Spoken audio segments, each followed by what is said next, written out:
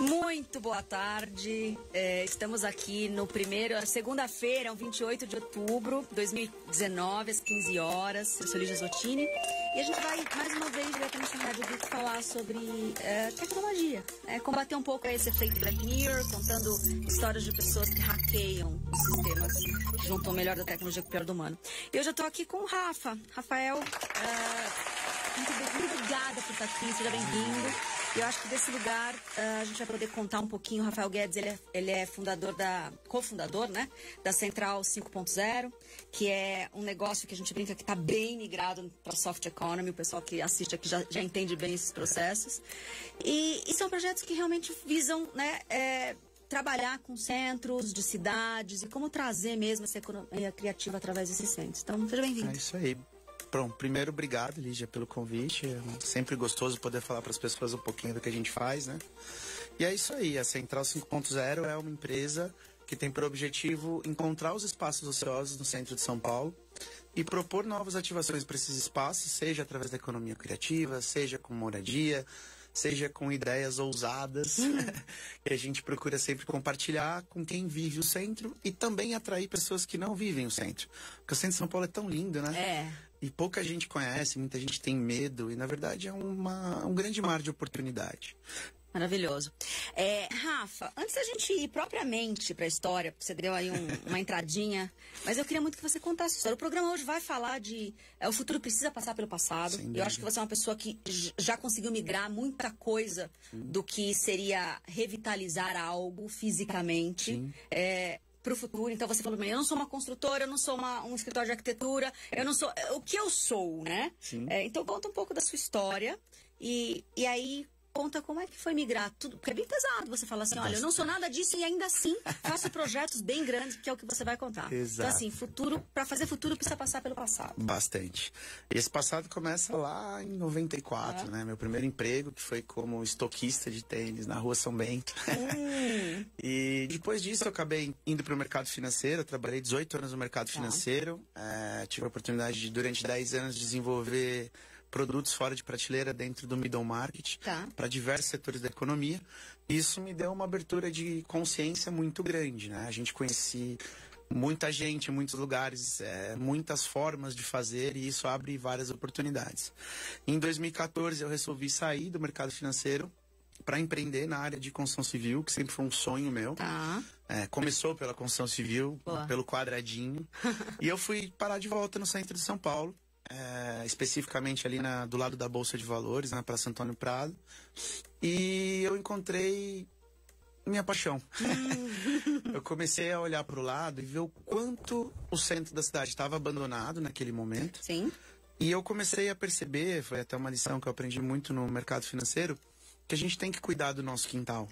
E eu comecei a fazer contato com todos esses vizinhos e entender o porquê que eles não cuidavam dos imóveis deles, quais eram as dificuldades, quais eram os entraves, fossem públicos, fossem realmente por questões financeiras. E a gente começou a fazer algumas coisas para que tudo isso mudasse.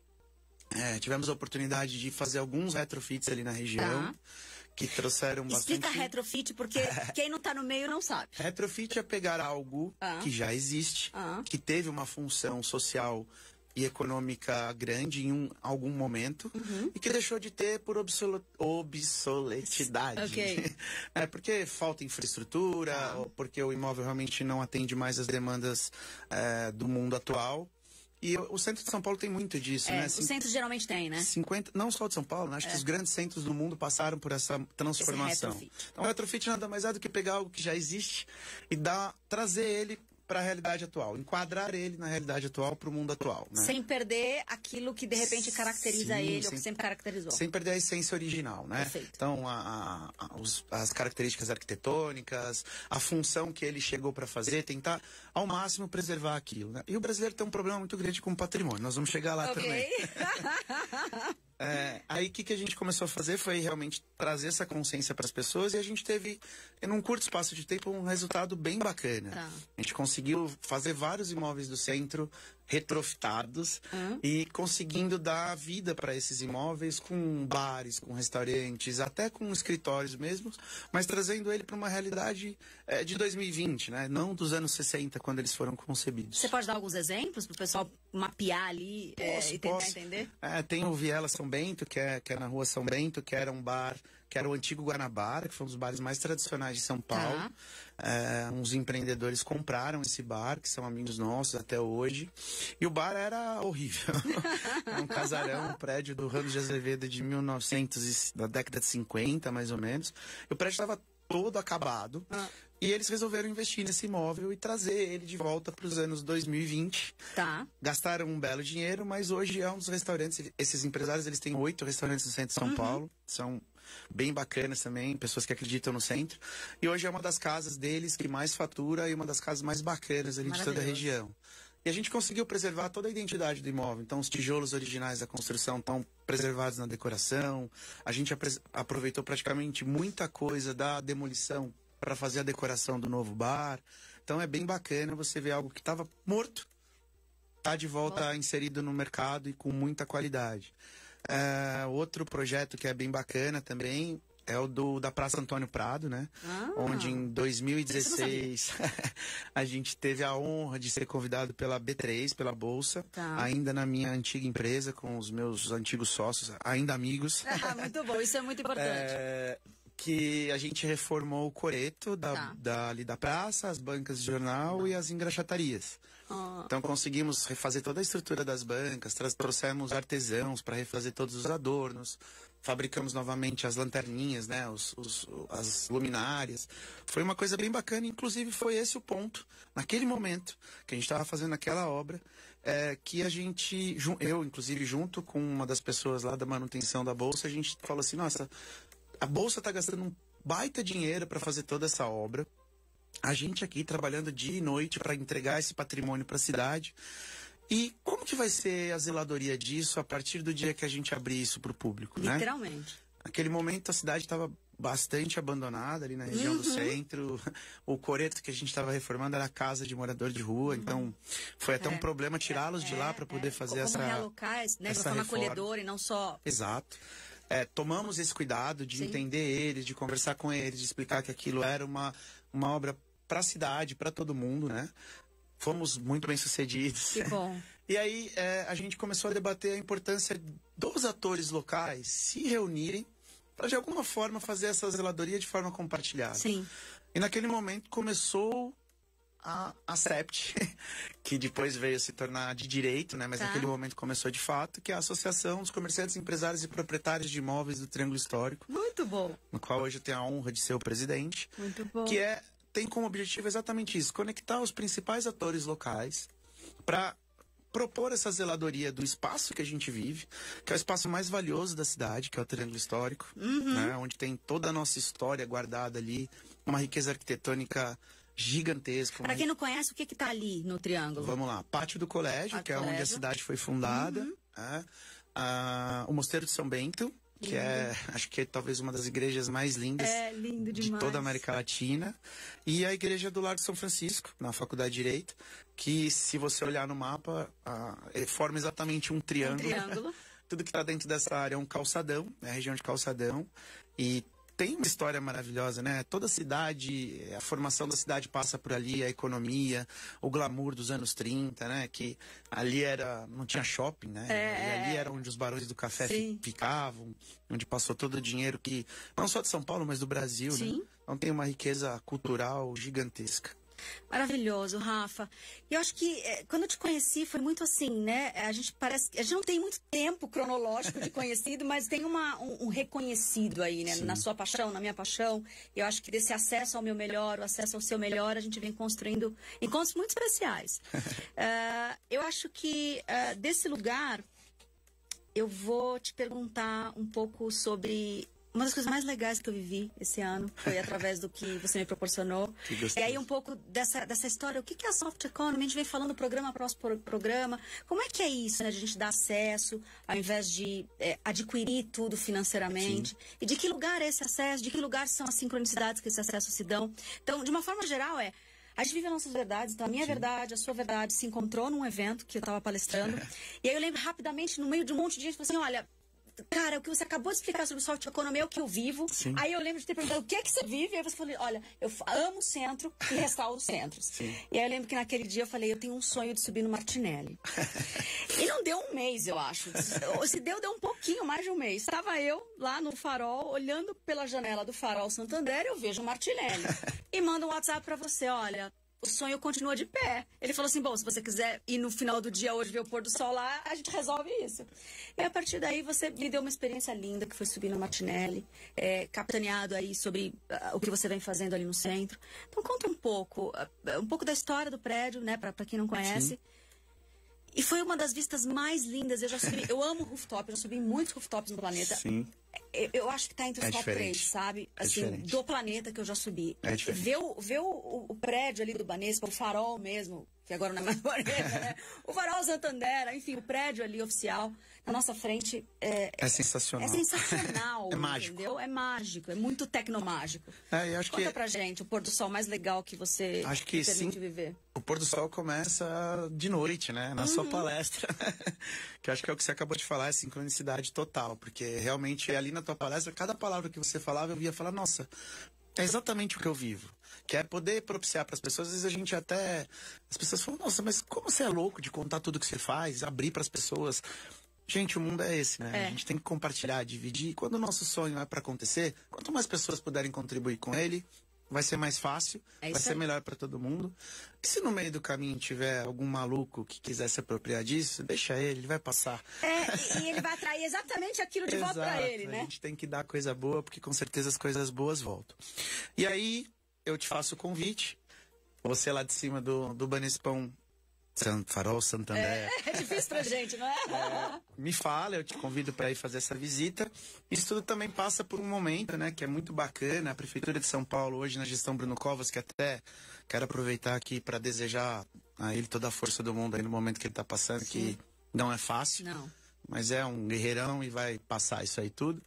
E eles têm feito muito pelo centro da cidade, né? O secretário de Turismo, Orlando, Juninho Fagotti, eles conseguiram trazer essa consciência e criar um programa que hoje chama Triângulo SP, que tem por objetivo dar vida para todo o espaço do Triângulo. Perfeito. E no meio disso tudo foi aberto um chamamento público pela SP Urbanismo para que empresas apresentassem propostas para o Martinelli, que é um dos ícones da cidade, está inserido no Triângulo SP. E houve algumas reuniões, né, onde várias empresas, na verdade foi um chamamento público, todo mundo foi convidado, algumas empresas apareceram ali manifestando interesse. E uma das coisas que mais me chamou a atenção é que na reunião a SP Urbanismo pediu para que as pessoas contribuíssem com ela no desenvolvimento de um projeto para a cidade. E a primeira coisa que todo mundo questionou foi, por que eu iria contribuir se eu não tenho garantia nenhuma de que o negócio será meu? Uau! E a primeira coisa que eu fiz, junto com o time que eu levei ali, que eu procurei reunir, se não as melhores, dentre as melhores pessoas capacitadas para desenvolver um grande projeto nesse sentido, foi justamente ao contrário. Vamos dar a nossa contribuição para a cidade? Perfeito. Porque, independente de quem operar, vai deixar um legado. Então a gente conseguiu reunir uma galera muito bacana, arquitetos, engenheiros, pessoas da economia criativa, empresários da noite. Montamos um time, junto com meu amigo Juninho Passini, que é dono da Tóquio, que é uma das cases de economia criativa de São Paulo também. Entregamos para a SP Urbanismo um projeto de revitalização pro Martinelli, muito bacana, trazendo o Martinelli de novo pro cenário de protagonização, né? Como ele já foi um dia. E todo esse processo me deu uma abertura muito grande com os funcionários e com uma pessoa muito especial, que é o Cabral, que é o Relações Públicas do prédio, que é uma pessoa maravilhosa e que todas as vezes que eu quero levar uma pessoa para mostrar, ele me permite subir lá e mostrar a cidade pelos olhos dele, pelos meus olhos. Obrigada, Cabral. E o que é muito bacana é que o Martinelli ele começa lá nos anos entre 20 e 30 É uma história única. É maravilhosa, né? Que é um grande empreendedor italiano que veio para o Brasil fugindo da guerra. Foi parar em Santos, foi ser tudo que podia ser, né? Foi ser pedreiro, pintor, carpinteiro, carregou caixa. No fim, esse cara começou a fazer comércio exterior. Do comércio exterior, ele se tornou um dos maiores donos de frotas de navio. É muito louca a história dele. Com essa grana que ele fez com as frotas de navio, ele comprou um terreno em São Paulo, na esquina da Avenida São João. O sonho dele era construir um grande edifício. Vendeu todos os navios e construiu o Martinelli, que passa aí uma história maluca, que era para ter só 14 andares. Depois ele chamou o sobrinho, virou os 30 andares que tem hoje. Mas construiu o primeiro arranha-céu da América Latina, o primeiro prédio de 30 andares da América Latina, que durante alguns anos foi o maior prédio efetivo mesmo. E ele é lindo, assim, ele é cor-de-rosa e ao mesmo tempo ele tem uma coisa meio... realmente, magia. Uma magia. Assim, quem não... vai dar uma gugada aí, dá uma digitada no edifício Martinelli, porque é o único aqui. Ainda tem uma puta mansão. Não, então, acho que uma das coisas mais especiais foi a paixão dele pelo imóvel, porque o imóvel está construído exatamente no coração da cidade, né? No centro do centro, que é no nascimento da Avenida São João. E dali de cima você tem... É o único lugar que você consegue ter uma visão 360 graus de São Paulo. E com uma coisa maravilhosa, né? Ele construiu a casa dele no último andar. Então é uma vila italiana, no 30º andar de um prédio em São Paulo, com varandas enormes, que dali de cima você consegue ver a cidade todinha. Você vê Serra da Cantareira, você vê Serra do Canto, você vê Zona Leste, você vê Zona Sul, você vê Antenas da Paulista. Ou seja, um prédio dos anos 30 que ainda consegue trazer uma coisa tão fantástica para São Paulo e com uma magia diferente, né? Olhar o Farol Santander dali é diferente. É a coisa mais linda do mundo. Entra lá depois no meu Instagram e pega os posts, os últimos 4, 5 posts, vão encontrar lá as fotos que eu fiz. É único aqui. Sim. Bom, a gente está fechando aqui. Esse foi mais um programa do Tecnomagia. Que delícia. Rafael Guedes, falando sobre o futuro precisa passar pelo passado. Rafa, Sim. eu tinha um professor, tenho ainda, professor Chico, querido. Ele era meu professor de filosofia na faculdade e ele falava muito sobre as praças e os lugares públicos, né? Ele falou uma vez uma frase para mim que acho que a hora que eu te conheci, ela fez o real sentido. Ele fala assim, que as praças são lugares que é impossível de não ser habitados, tá? Eles são lugares habitáveis o tempo todo. Sim. Se você não cuida das praças, as sombras habitam. Sim. Mas ela está sempre habitada. Sim. E a hora que você cuida das praças, você permite que as pessoas, né, consigam viver naquele espaço comum. Perfeito. E aqui no Brasil a gente precisa ter esse resgate, né? A gente está muito acostumado a cuidar do que é proprietário. Exato. O espaço comum a prefeitura cuida. Alguém cuida que não sou eu. Né? Toda vez que a gente se depara com a necessidade de fazer algo que envolve além dos nossos interesses, é difícil, né? O brasileiro é bem complicado. A gente não vai na reunião de condomínio do nosso prédio e depois reclama que pintaram a piscina de azul e não de verde. Ou que deram a nossa vaga de garagem para o vizinho. Exato. Então, assim, a gente participar um pouco mais, né? Debater, discutir, tentar trazer as coisas boas para todo mundo, para uma comunidade. Eu acho que isso que importa é um pouco do que eu deixo aqui e do que eu faço lá no centro, tentando ajudar a revitalizar o centro a partir do Triângulo Histórico. Maravilhoso. E que a gente volte e possa habitar esse centro, que é o início da nossa história. Né? A gente não consegue construir futuro se a gente não honrar aquilo que veio antes. Né? As teorias dos sistemas aí vêm dizendo isso por todos os lados. Se você não honra, não tem como sair. E o centro é uma das nossas raízes. É a nossa história. Então, gente, muito obrigada. Esse foi o Tecnomagia, primeiro programa aqui de segunda-feira. A gente volta semana que vem, nesse mesmo horário. Foi uma honra mais uma vez. Muito obrigada. Obrigado, gente. Obrigado, Ali. Obrigada, Rafa. Honra demais. Muito bom. Gratidão.